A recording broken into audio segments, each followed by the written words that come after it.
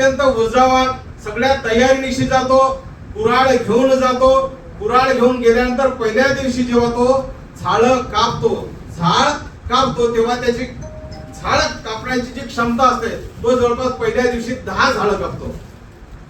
दुसऱ्या दिवशी पुन्हा त्याच तयारीने जातो, त्याच ऊर्जेने जातो.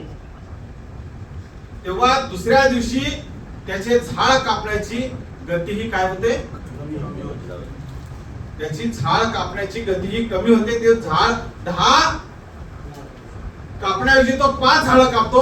त्यांनी दुसऱ्या दिवशी अधिक जास्त झाडं कापायला पाहिजे होती, कारण की पहिल्या दिवशी ज्या काही चुका असतील ते दुसऱ्या दिवशी त्यांनी कौशल्य निर्माण केलं असेल. दुसऱ्या दिवशी तो झाड कमी कापतो, पुन्हा तिसऱ्या दिवशी जातो.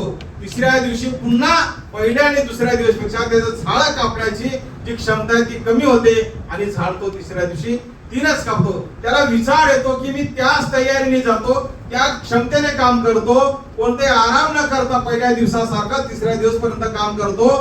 त्याचं काय कारण असेल त्याला विचार पडतो. जर हे माझ्या मालकाला माहित झालं तर काय होईल, म्हणून तो मालकाकडे जातो की मालक मी हे झाड कापतोय, माझ्या ऊर्जेने मी कोणते आराम न करता काम चुकार न करता, परंतु झाड दररोज कमी कापल्या जात आहे. याचं कारण काय आहे, याचं कारण मला समजत नाही. तेव्हा तो मालक त्याला म्हणतो, त्या झाड कापणाऱ्या लाकूड तोडण्याला तो मालक म्हणतो तू सगळं काम करतो, सगळं व्यवस्थित करतो, परंतु तू जी कुऱ्हाड वापरत आहेस, तुझे लाकूड कापण्याकरता जे हत्यार वापरत आहे, त्या हत्यारला जसं तू पहिल्या दिवशी नेलं, पहिल्या दिवशी तिचा वापर केल्यानंतर तू दुसऱ्या दिवशी त्या कुऱ्हाडीला धार लावलं का?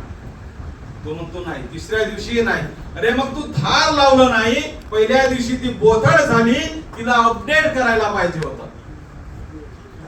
दुसऱ्या दिवशी सुद्धा तू तिला धार लावायला पाहिजे होतं, म्हणजे अपडेट करायला पाहिजे होतं. तू जर ते अपडेट केलं असतं तर तुझे झाड कापण्याची संख्या अधिक झाली असती आणि तुला मजुरी अधिक मिळाली असती.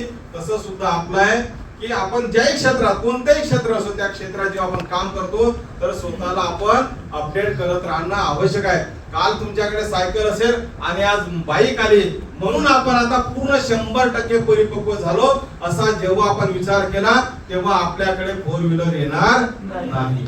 4 व्हीलर आली आणि आता आपण असा विचार करणार संपलं आपलं स्वप्न होतं, एकेकाळी आपण पायी फिरत होतो, आता 4 व्हीलर आली आहे, आता इट्स ओके, आता जसं आहे तसं आपण काम करत राहू. विमानात कधी बसणार नाही आणि रॉयल रेंज म्हणजे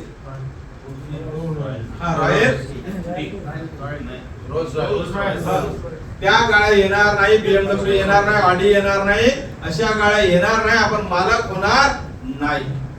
आणि त्यासाठी मित्रांनो आपल्याला संघर्ष, मेहनत करण्याची तयारी ठेवणं आवश्यक आहे. अपडेट होत राहणं आवश्यक. फक्त जाता जाता एवढं सांगणार तुम्हाला, सफल होने के लिए नींद चैन को त्यागो तुम, सफल होने के लिए नींद चैन को त्यागो तुम, संघर्ष का मैदान छोड़कर मत भागो तुम, कुछ किए भी नहीं जय जयकार नहीं होती, क्योंकि कोशिश करने वालों की.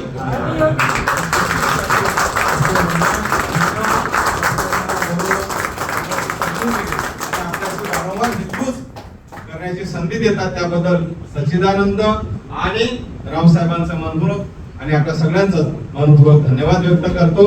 आणि या सच्चिदानंदाचा सुद्धा